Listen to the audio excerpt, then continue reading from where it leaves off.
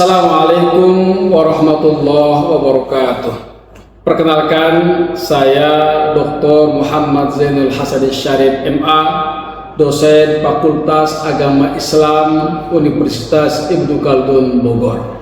Pada kesempatan ini, saya akan menyajikan video proses pembelajaran sebagai salah satu persyaratan dalam sertifikasi dosen 2026. Saat ini saya mengampu mata kuliah sistem pembelajaran PAI di SMP sebagai salah satu mata kuliah wajib dan bermanfaat bagi mahasiswa untuk memiliki pemahaman sikap dan keterampilan profesional dalam merancang sistem pembelajaran. Kecakapan mahasiswa PAI dalam menyusun perencanaan pembelajaran mutlak diperlukan agar tujuan pembelajaran dapat tercapai secara efektif dan efisien. Adapun capaian pembelajaran lulusan atau CPL adalah sebagai berikut. Pertama adalah CPL keterampilan sikap. 1. Bertakwa kepada Tuhan Yang Maha Esa dan menunjukkan sikap religius. Kedua, menjunjung tinggi nilai kemanusiaan dalam menjalankan tugas berdasarkan agama, moral, dan etika. Ketiga, berkontribusi dalam meningkatkan mutu kehidupan bermasyarakat, berbangsa, dan bernegara berdasarkan nilai-nilai keislaman. Kedua, CPL keterampilan pengetahuan. 1. Mampu merancang perangkat pembelajaran pendidikan agama Islam di sekolah atau madrasah secara baik dan tepat. 2. Mampu mengaplikasikan metode, media, alat, dan bahan ajar pembelajaran pendidikan agama Islam.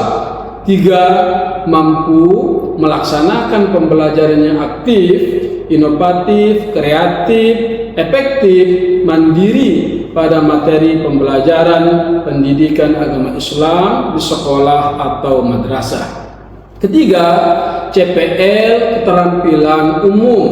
1. Mampu menerapkan pemikiran logis, kritis, sistematis, dan inovatif dalam konteks pengembangan dan implementasi IPTEX yang memperhatikan dan menerapkan nilai-nilai sesuai dengan keahliannya.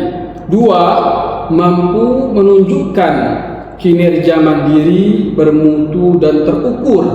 3. Mampu mengkaji implikasi pengembangan ilmu sistem pembelajaran PAI di SMP dalam bentuk laporan, makalah, ataupun skripsi sebagai tugas akhir persyaratan kelulusan. Selanjutnya adalah CPL keterampilan khusus, yakni 1. Mampu merancang sistem pembelajaran PAI di SMP. 2. Mampu mengembangkan bahan ajar, metode, media dalam pembelajaran PAI di SMP. 3. Mampu mengaplikasikan diri sebagai pendidik profesional yang humanis. Adapun capaian pembelajaran mata kuliah atau CPMK adalah pada akhir semester mahasiswa diharapkan mampu 1. Menguasai konsep dasar perencanaan sistem pembelajaran secara umum dan mampu menyinergikannya dengan prinsip-prinsip dasar pendidikan Islam dalam menerapkan ilmu dan profesi yang dikuasainya. 2. Memahami konsep, kedudukan, dan fungsi perencanaan sistem pembelajaran PAI dalam proses pembelajaran. 3. Memiliki keterampilan dalam mendesain perencanaan pembelajaran sesuai dengan perkembangan kurikulum.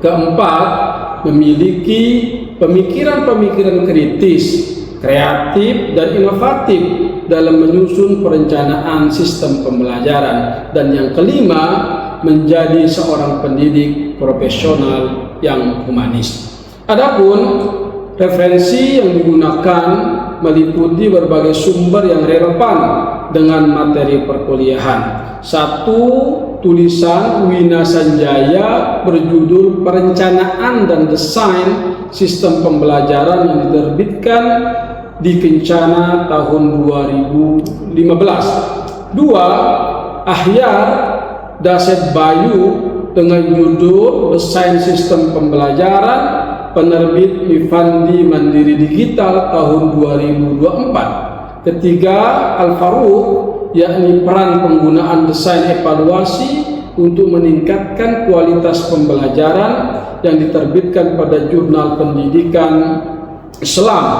Yang keempat, Rahmadila Aisyah, yakni sistem pembelajaran abad ke-21, ya, yang diterbitkan pada Proceeding Konvensi Nasional Pendidikan Inovatif tahun 2023. Dan yang kelima adalah buku yang diterbitkan oleh Lestari dengan judul Peran Bahan Ajar, Media dan Sumber Belajar. Untuk itu, mari kita simak bersama-sama implementasi proses pembelajaran yang berlangsung secara aktif, interaktif, dan berpusat pada mahasiswa pada materi penggunaan media pembelajaran aktif dan pemanfaatan sumber belajar. Bertujuan agar mahasiswa mampu menulis, menjelaskan, mengkritisi, dan menyimpulkan tentang penggunaan media pembelajaran aktif dan pemanfaatan sumber belajar. Assalamualaikum warahmatullahi wabarakatuh. Waalaikumsalam warahmatullahi wabarakatuh. Apa kabar anak-anak? Alhamdulillah, luar biasa. Allahu Akbar. Alhamdulillah, salatu wassalamu ala Rasulillah wa ala alihi wa sahbihi wa mawalah. La hawla wa la quwwata illa billah. Amma ba'du, adik-adik, bersyukur pada Allah hari ini kita bisa bertatap muka kembali dalam rangka melanjutkan diskusi kita pada mata kuliah Sistem Pembelajaran PAI di SMP. Untuk berkahnya diskusi kita hari ini, marilah kita sama-sama berdoa dalam hati. Berdoa dimulai.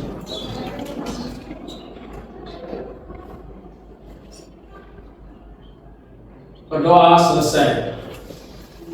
Adik-adik, selanjutnya silahkan lihat HP-nya. Saya sudah kirimkan link absensi, ya. Silahkan diisi daftar kehadirannya.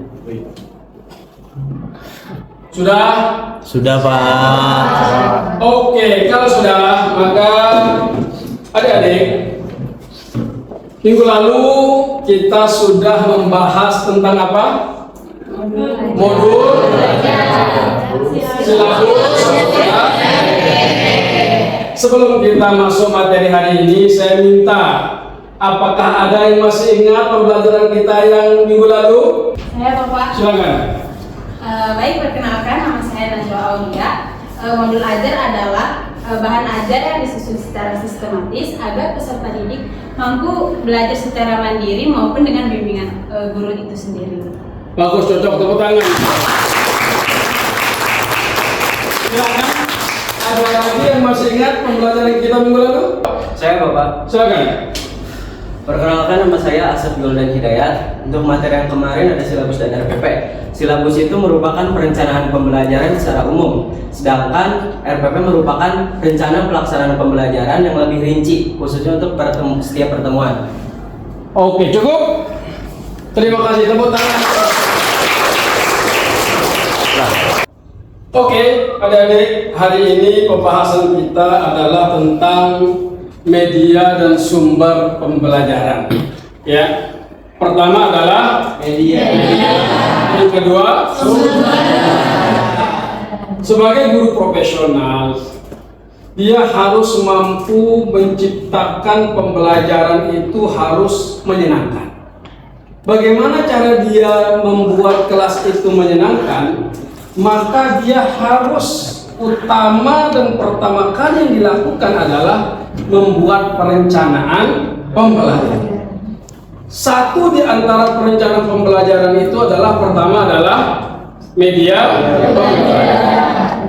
Media pembelajaran itu adik-adik adalah alat atau perangkat yang digunakan oleh guru di dalam menyampaikan materi-materi pembelajarannya.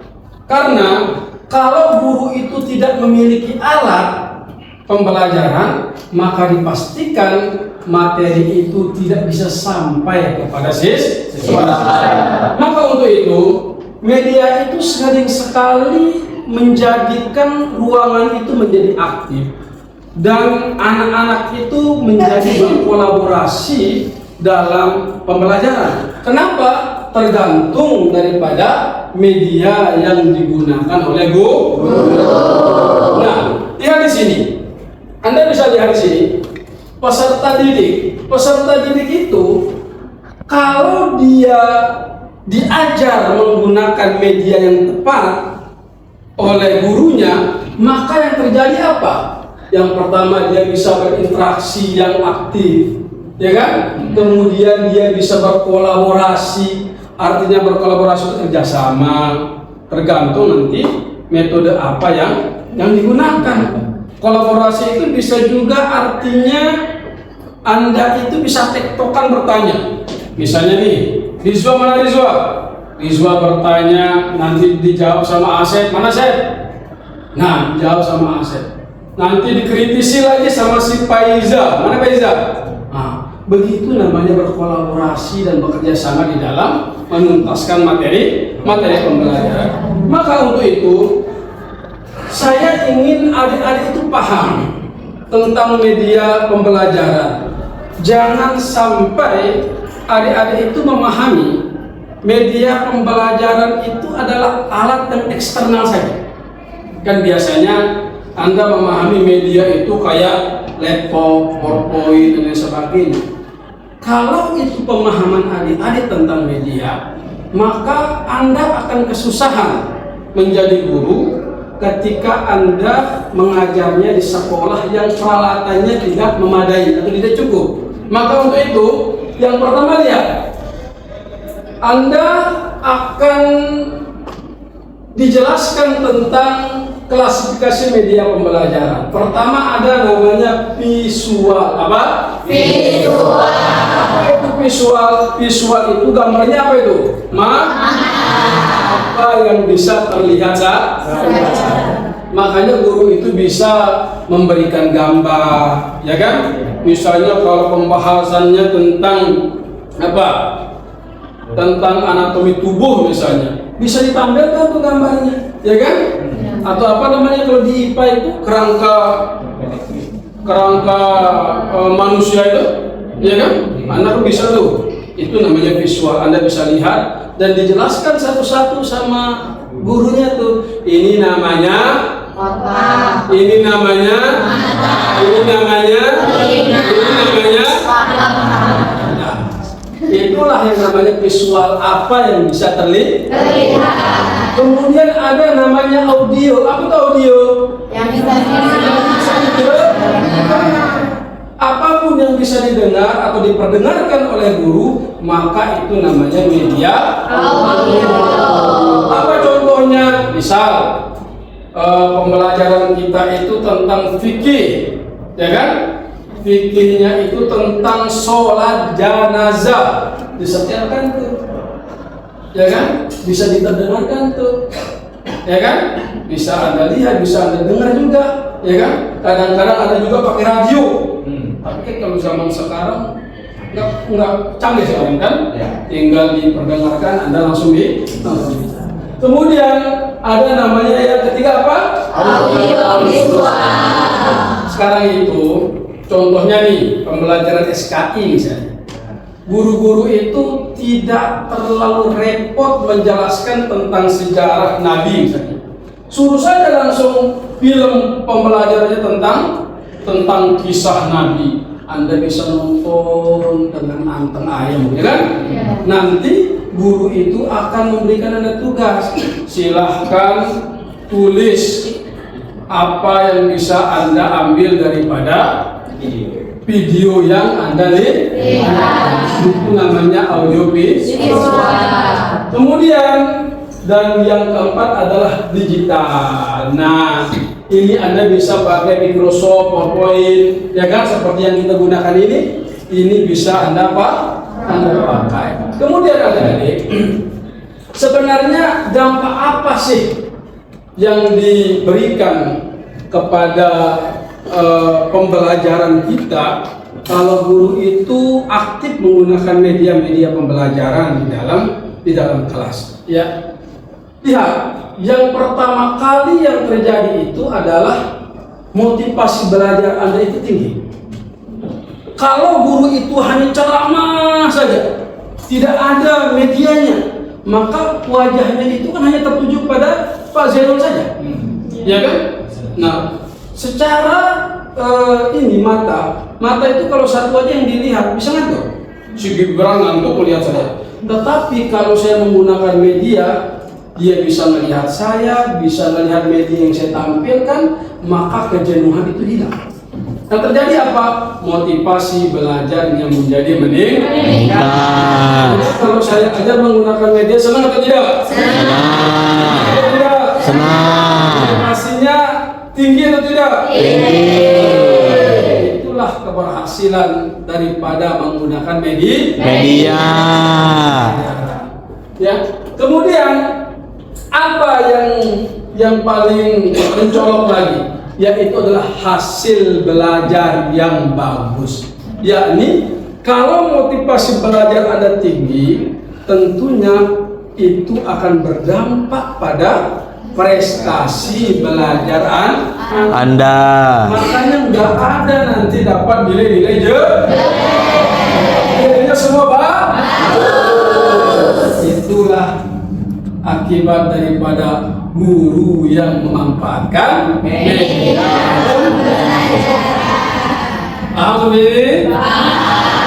Selanjutnya adalah tentang sumber belajar. Nah, sumber belajar ini adik-adik, kita lihat. Sumber belajar itu tidak hanya daripada buku. Selama ini Anda kan mikirnya sumber itu dari buku saja, betul? Kalau Anda sudah baca buku, rasanya sudah pintar, ya kan? Nah, ternyata sumber belajar itu ada yang bersumber daripada manusia. Apa? Manusia itu siapa, Pak? Bisa guru, bisa dosen, bisa praktisi, bisa narasumber. Anda itu merupakan sumber pembelajaran. Pak Zainul berdiri di sini sumber pembelajaran atau tidak? Sumber. Karena Anda mendapatkan teori-teori daripada penjelasan saya. Maka saya itu bagian daripada sumber pembelajaran. Apa sumber pembelajaran yang kedua? Yaitu sumber pembelajaran Nah, inilah dia cetak itu. Anda bisa menggunakan buku, bisa menggunakan jurnal, ya kan? Itu merupakan sumber-sumber belajar. Apalagi yang ketiga? Digital. Anda bisa menggunakan website yang banyak sekarang, digital atau apapun itu. Sekarang itu kan mengakses pembelajaran itu mudah adik-adik, ya kan? Tinggal Anda klik, misalnya si Padia misalnya tinggal klik profesionalisme guru, penulis Dr. Zainul, langsung kelihatan langsung. Bisa langsung dibaca. Artinya tidak ada alasan bagi adik-adik itu untuk tidak mendapatkan materi pembelajaran. Paham? Yang terakhir adalah apa? Ini penting saya sampaikan kepada adik-adik, karena saya tidak tahu adik-adik itu nanti menjadi guru di mana.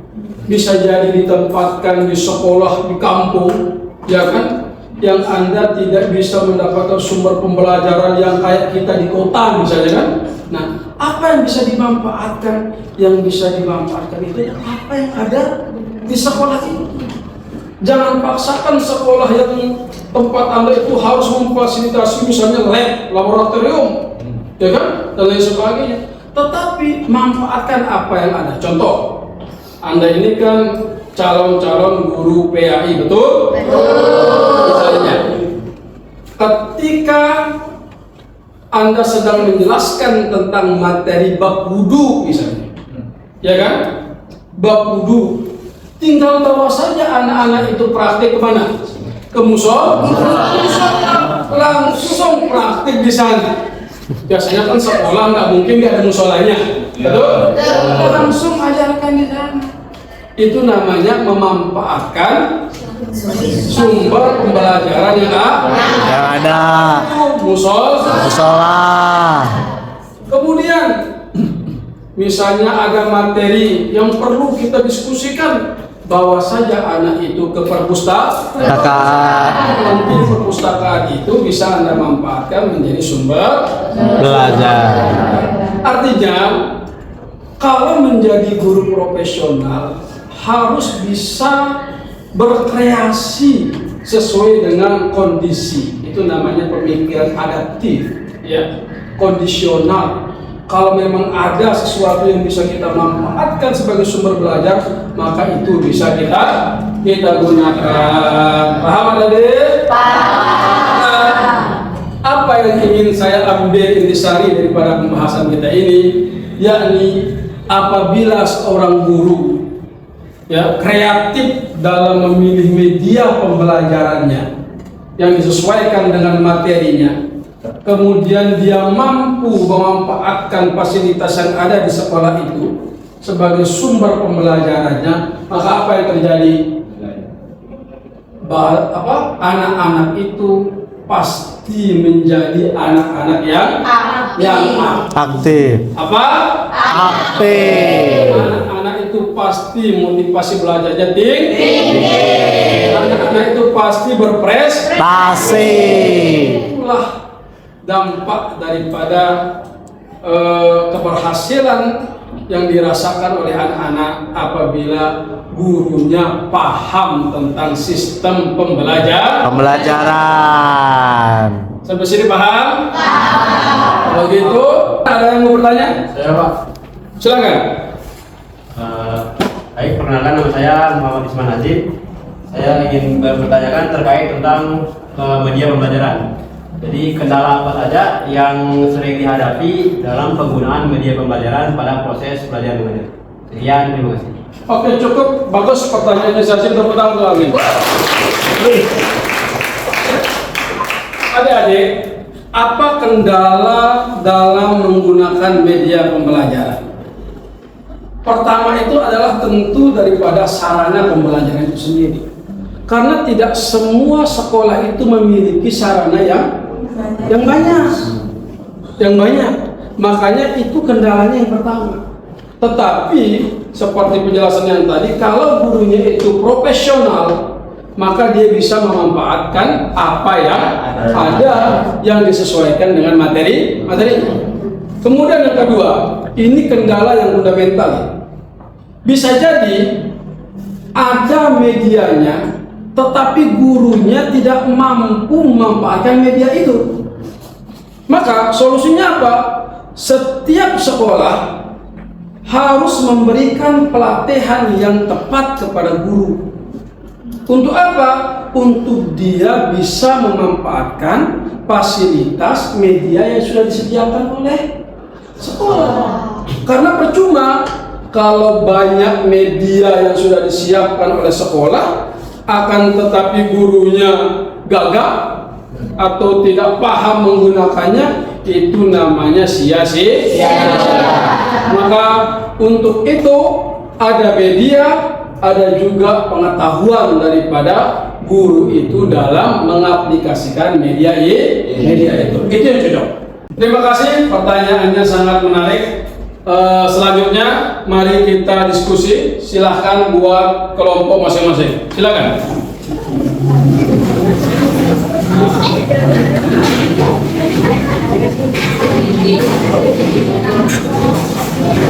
Oke, yang itu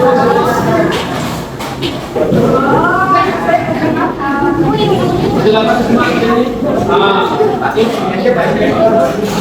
Dari diskusi kita tadi, ada tugas untuk Anda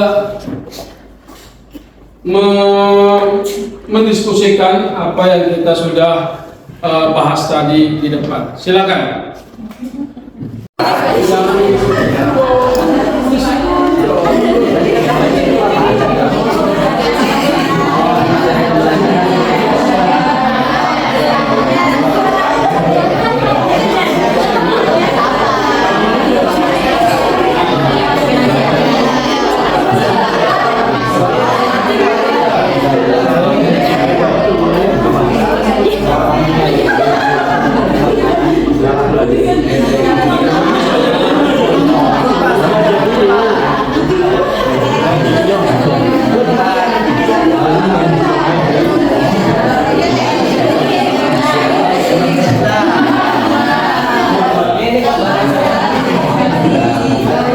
Oke, silakan untuk mempresentasikan apa hasil daripada diskusi ini. Baik, Assalamualaikum warahmatullahi wabarakatuh.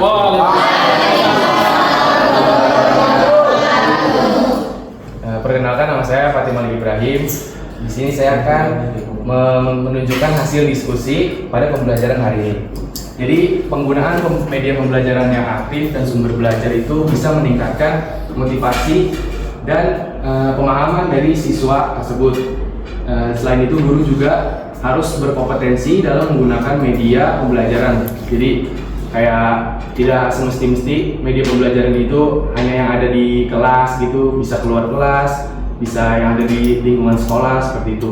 Kalau misalkan gurunya bisa memanfaatkan media pembelajaran dan sumber pembelajaran yang baik, itu ya semoga muridnya itu bisa memiliki pemahaman yang lebih dalam terkait materi yang diajarkan. Oke, cocok, tepuk tangan. Cukup, adik, terima kasih atas pertemuan hari ini. Semoga bermanfaat bagi kita semua dan saya doakan adik-adik nantinya bisa menjadi guru profesional. Amin. Untuk itu, marilah kita tutup acara diskusi kita pagi hari ini. Semoga diberkahi oleh Allah Subhanahu wa taala. Amin. Kita sama-sama melafazkan hamdalah. Assalamualaikum warahmatullahi wabarakatuh.